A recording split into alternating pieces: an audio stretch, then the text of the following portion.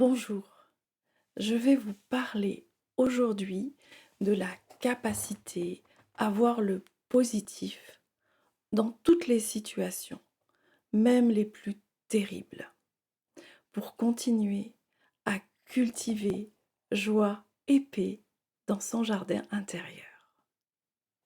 Dans la période tumultueuse où nous vivons actuellement, beaucoup de choses sont susceptibles de nous plomber le moral et il est donc plus que jamais important de cultiver joie, paix et sérénité. Certaines situations paraissent au premier abord très négatives et le côté positif ne nous apparaît souvent qu'avec le temps. Nous finissons par comprendre pourquoi certaines choses ne se sont pas passées comme nous aurions aimé et nous en mesurons alors les bienfaits. Mais il est aussi possible de voir dans l'immédiateté de la situation délicate son côté positif. Je vous propose ici de faire la démarche de rechercher le positif dans une situation de prime abord compliquée pour mieux la comprendre et surtout mieux la vivre. Pour illustrer mon propos, je vais prendre un exemple d'actualité qui va sûrement parler à beaucoup d'entre vous, à savoir la grande fatigue que grand nombre d'entre nous ressentons en ce moment face à la conjoncture politique, économique et médiatique très lourde et compliquée et qui s'éternise. Notre société est manipulée à différents étages et dans différents secteurs de façon à peine voilée par des requins sans foi ni loi, avides d'argent et de pouvoir.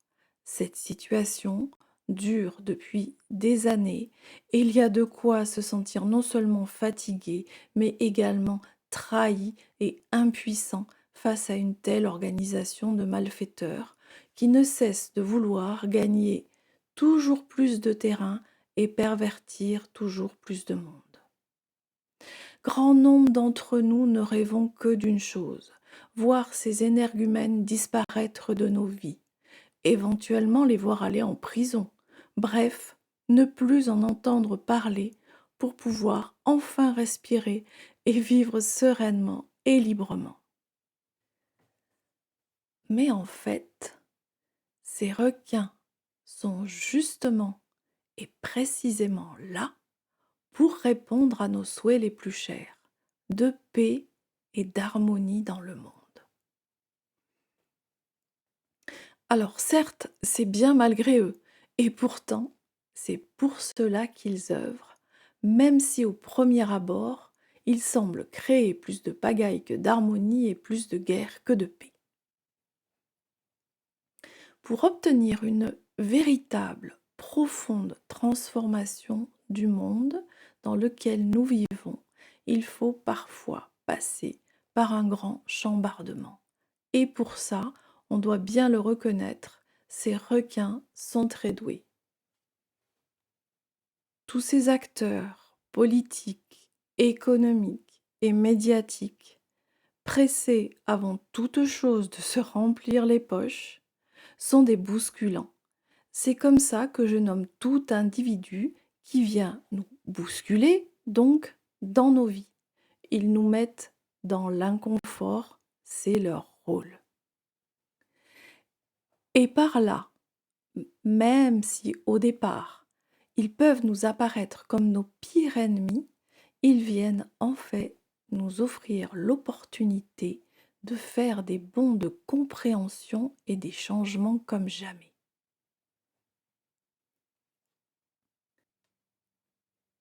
Une fois que l'on a compris ce principe, il s'agit alors de se demander quel message ce bousculant a-t-il pour moi et surtout quelle opportunité est-il en train de m'offrir.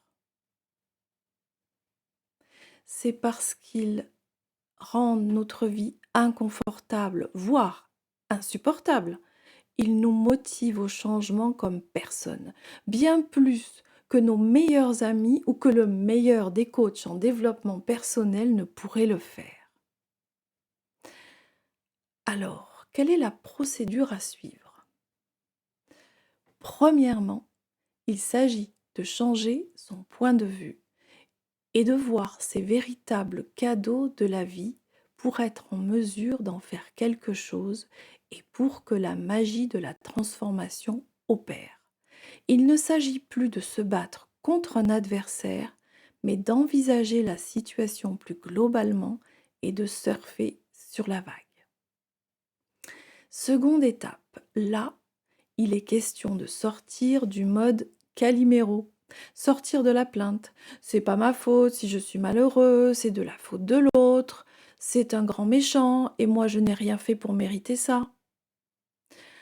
Alors je ne suis pas en train de dire que nous avons mérité ça ou que l'expression de nos émotions n'est pas importante.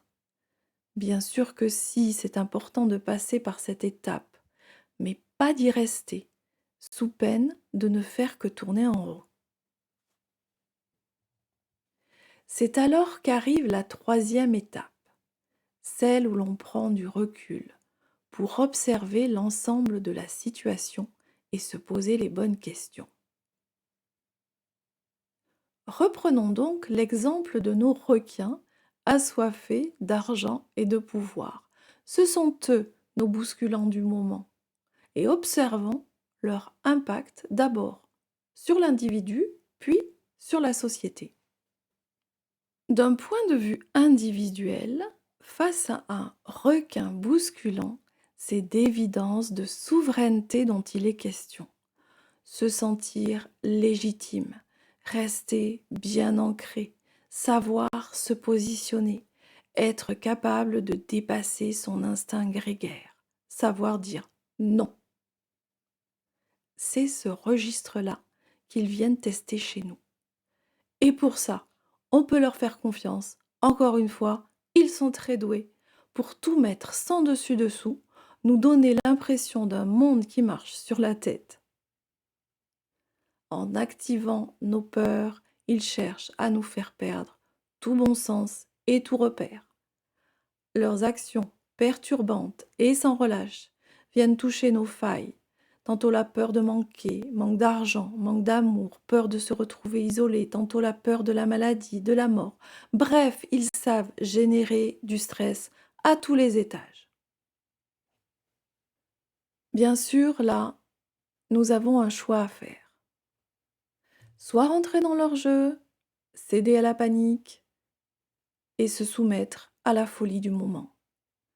Soit prendre du recul, entrer en introspection sur le ou les sujets pour lesquels on s'est senti le plus touché.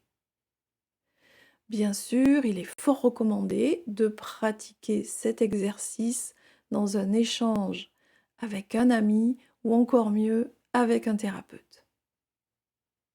Les bousculants sont très doués pour pointer nos failles. Grand merci à eux.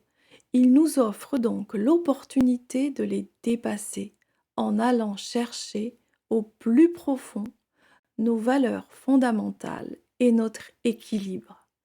Bref, ils nous permettent de gagner en assurance et en connaissance de nous-mêmes. Et au-delà de dépasser nos failles, ils nous invitent à nous questionner sur ce qui est vraiment important pour nous, quelles valeurs nous avons envie de cultiver dans ce monde. Si nous faisons le choix de la transformation, cela va provoquer en nous un grand ménage salutaire que nous n'aurions probablement jamais fait aussi radicalement si nous avions pu continuer notre petit train-train quotidien sans perturbation notable.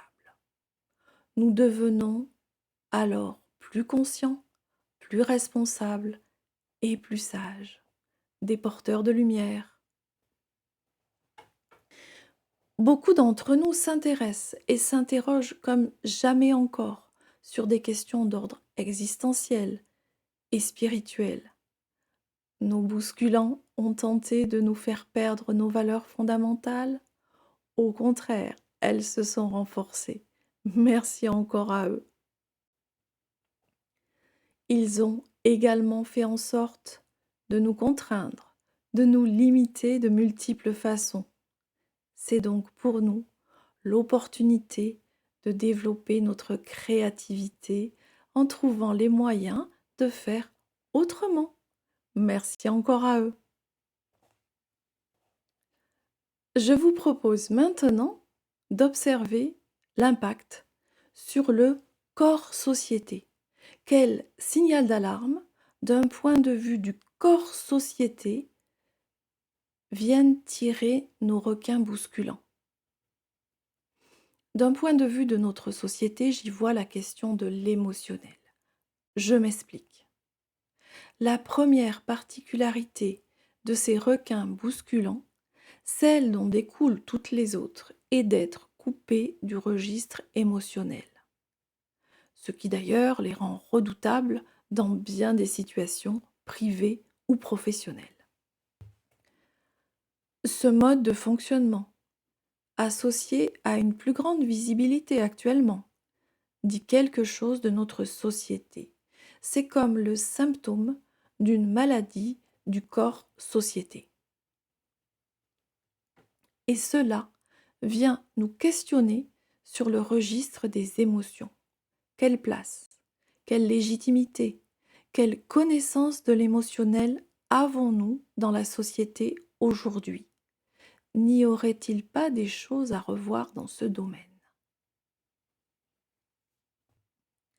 Les requins bousculants, eux, incarnent un monde hyper-matérialiste, poussé à son paroxysme, qui encourage à se couper d'une grande part de son affect pour être toujours plus performant. Et c'est clairement là que le bât blesse. Mettre de côté nos émotions produit de graves déséquilibres. Le message est donc clairement de redonner une légitimité au registre émotionnel, arrêter d'en avoir peur et apprendre à connaître ce monde sensible. C'est un message très positif sur lequel nous avons d'ores et déjà de nombreux moyens d'action, d'un point de vue individuel et collectif. Cessons de mettre nos émotions sous le tapis et stop aux petites phrases assassines telles que « arrête de pleurer » ou « les garçons ça ne pleure pas ». Que ce soit à la maison, en société ou encore à l'école, accueillons les émotions, les nôtres et celles de nos enfants, filles et garçons, en leur expliquant l'importance, la raison d'être de nos émotions et comment les gérer. Nos enfants méritent le nouveau monde qui s'en vient et nous pouvons leur apprendre et leur donner l'exemple dans notre capacité à voir le positif dans la vie, dans notre capacité à nous remettre en question et à nous transformer. Et bien sûr, à accueillir et gérer nos émotions.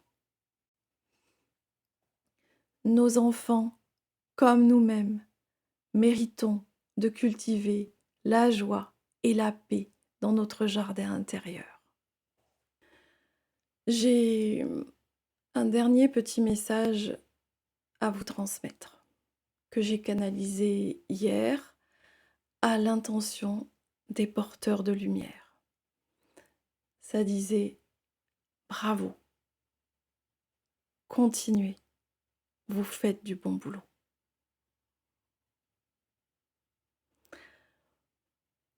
Voilà, je ne sais pas si vous le sentez, moi j'ai une énorme montée d'émotion, d'amour.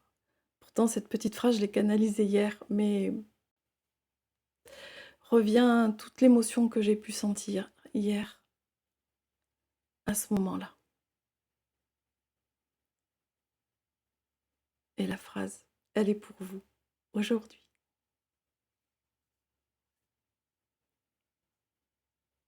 bientôt.